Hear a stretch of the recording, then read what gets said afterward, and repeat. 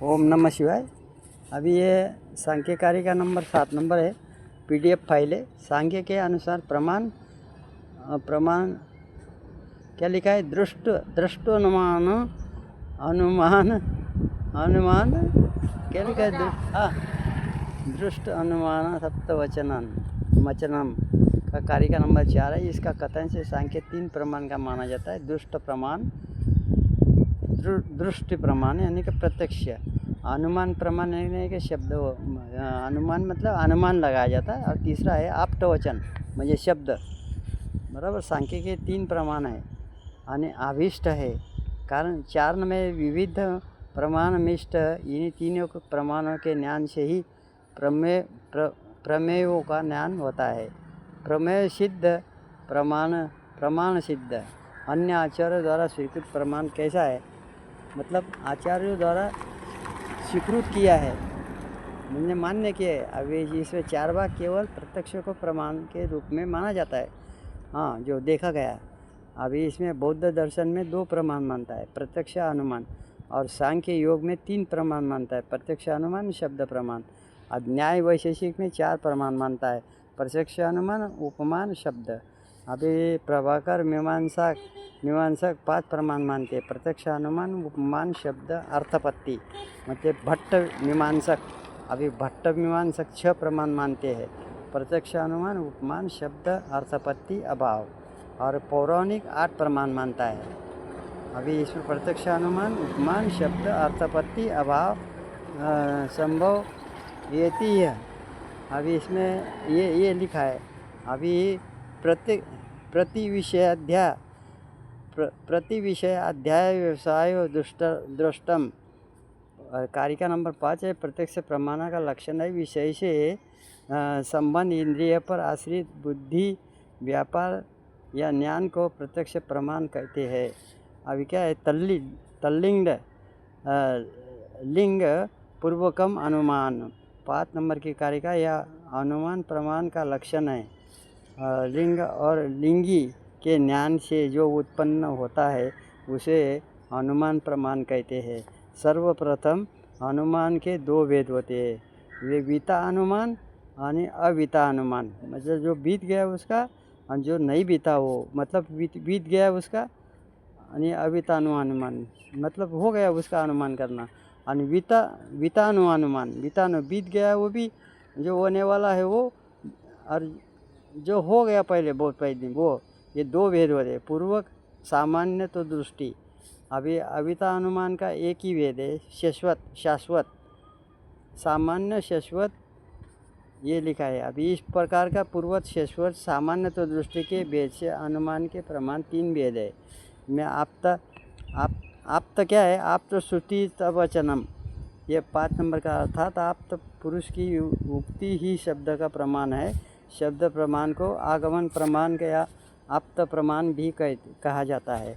जिस रूप में है उसी रूप में कहना आप्त वचन या उपदेश करने वाले को आप्त पुरुष कहते हैं। सामान्य विषयों का ज्ञान प्रत्यक्ष प्रमाण से होता है। इंद्रियों से दिखाई न देने वाले अर्थात परोक्ष, ये ले आया ना परोक्ष, ये शंकराचार्य ने लिखा है ये शब्द, अपरोक्षानुभूति। बराबर, ये सब कार्य का लिखा है, शंकराचार्य का ग्रंथ है। बराबर, उस आप आया इसमें अर्थात परोक्ष, अर्थात प्रोक्ष पदार्थ का ज्ञान अनुमान प्रमाण से होता है। पदार्थ जो भी है, मूल प्रकृति आदि का ज्ञान सामान्य तो दृष्टि नामक अनुमान प्रमाण से ही होता है। सांख्य दर्शन के अनुसार वस्तु का प्रत्यक्ष 8 रूपों से ही नहीं होता है। अत्याधिक दूर होने से नहीं होगा, इंद्रिय के नाश होने से नहीं होगा, और सूक्ष्म होने से नहीं दिखेगा। सामान्य वस्तु में मिल जाने से नहीं होगा। बराबर, अत्याधिक समीप होने से भी नहीं दिखेगा। मन की अस्थिरता से भी नहीं पता लगेगा। बीच से किसी रुकावट के आ जाने से नहीं दिखेगा। अपने कारण से उत्पन्न होने वाले से भी नहीं। अति दूरा सामीप्य इंद्रियात आत्मघाता मनो अवस्थानात सौम्याद व्यवधानात विभिन्न भावात अभिन्न समान विहाराच प्रकृति उपलब्धि नहीं होती। सूक्ष्म होने के कारण, अभाव के कारण नहीं, अपितु सूक्ष्मता के कारण प्रकृति की उपलब्धि नहीं होती। और सौम्यत दोनों दोनों उपलब्धिभावात है। कारिका नंबर 8 है। अभी इसमें ऐसा है ना, अभी ये ऐसे प्रकृति उपलब्धि के कार्य होती है। महत आदि कार्य प्रकृति के समान एवं असमान दोनों होते हैं। ये क्या ले गए? महदादि तच्च कार्य प्रकृति रूपम विरूपम च। कारिका नंबर 8 है। सत्कार्यवाद सांख्य दर्शन का प्रमुख सिद्धांत है। सत जायते। सांख्य की दृष्टि में सत्कार्यवाद है असद अकरणात्, उपादान अग्रहणात्, सर्वसंभव भाव करणात्, शक्तस्य शक्य करणात्, कारण भावाच सत्कार्यवाद। ये 9वीं कारिका है। सत्कार्य सिद्धांत में पाँच हेतु है। असद अकरणात्, उपादान अग्रहणात्, सर्वसंभव भाव करणात्, शक्तस्य शक्य करणात्, कारण भावात्। यानी किसी में भी नहीं है। बराबर। सत्कार्यवाद सिद्धांत के अनुसार कार्य हमेशा अपने कारण रूप में विद्यमान रहता है। कार्य पहले विद्यमान होता है। जब भी कारण लगता है ना, तो कार्य पहले विद्यमान पहले से होता है। ऐसा सांख्य दर्शन के अनुसार न तो किसी वस्तु की उत्पत्ति होती है और न ही विनाश होता है। कार्य की उत्पत्ति का अर्थ है कि अव्यक्त से व्यक्त होना, तथा विनाश का अर्थ है व्यक्त से अव्यक्त होना।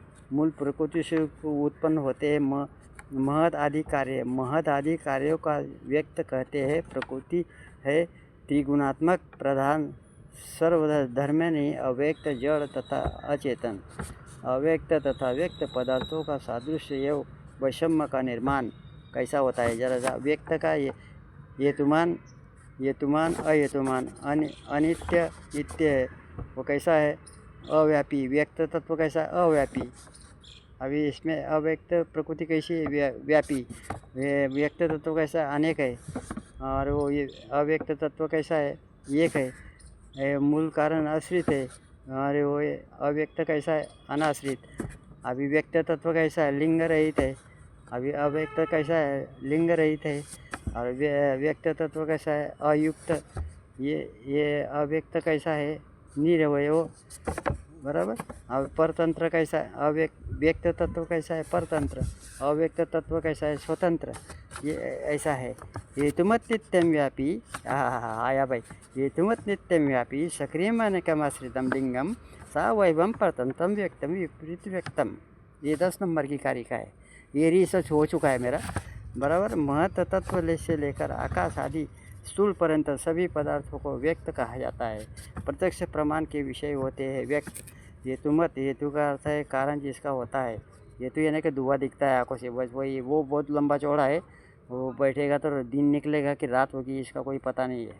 बराबर। ये तो उसे हेतुमत कहते हैं। अव्यक्त अर्थात प्रकृति नित्य है, क्योंकि वह किसी कार्य को नहीं होती है।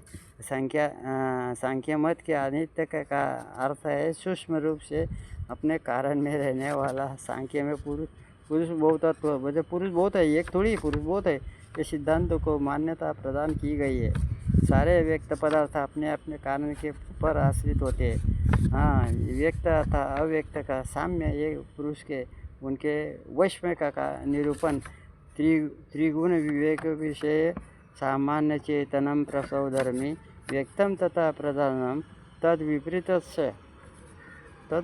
विपरीतस्तथा च उपमान मतलब पुरुष को बताया है। ओम नमः शिवाय।